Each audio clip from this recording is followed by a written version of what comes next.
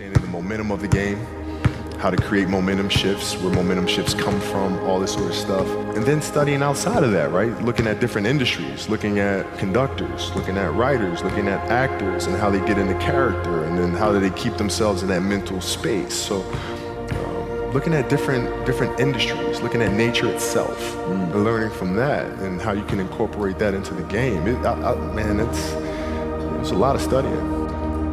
What is the conversation like with your wife and kids to say, listen, this is what I'm doing? How did that conversation go? Well, with the kids, it's different. So like the communication with our children is that Pops is working hard. This is the level of attention to detail you need to have in everything you do. So it's setting the example. Same thing with my wife. My wife's a stay-at-home wife. It's the hardest job, man. So she works really hard at that. I mean, it's, and so her attention to detail with that as well are examples for our children. And then for my wife, it's, she's as competitive as I am. She's just like, listen, man, if you're gonna be out here training 8 hours a day, if you're gonna spend 9 months out of the year away from your family, you better win the championship. But it's a balancing act, and that's the thing that's important, is understanding that we have to have so much energy. Because for like Natalia and Gianna when they were babies, especially Natalia because she was doing prime years, and I go to practice and I'd train and I'd play the game and I'd come home and I'd be sore and I'd be tired. And she wants to go swimming, she wants me to take her to the park, she wants to just jump on my back or whatever the case may be. You can't say, I'm too tired, I'm going to lay down. That's not fair. She don't know what the hell's going on, right? And if this was a game, you'd suck it up and play.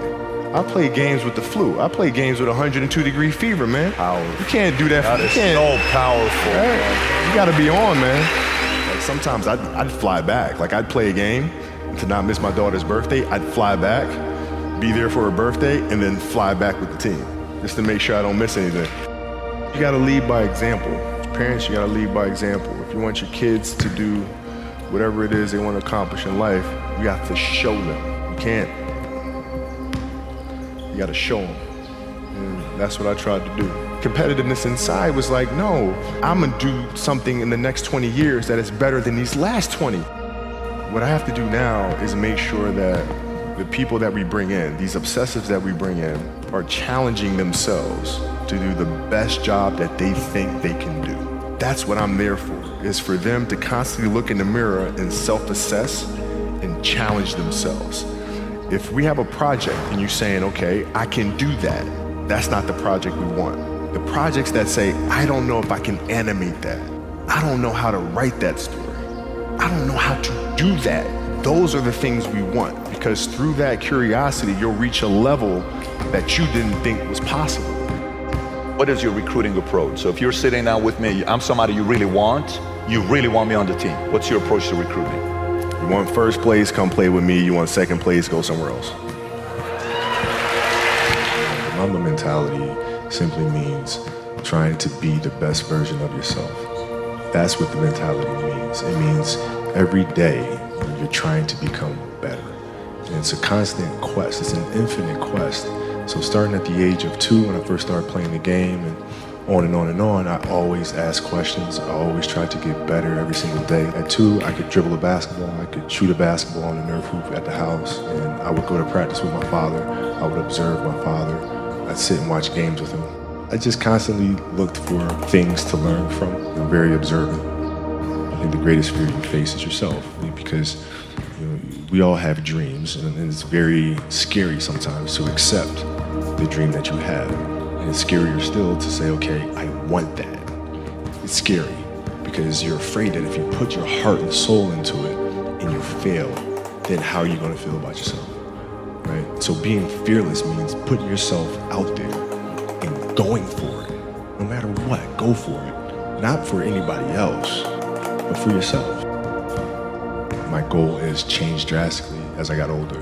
It's like as a kid, I said, I want to be the best ever. Right? And now you go through your life and everything you do is try to be the best ever, be the best ever, be the best ever.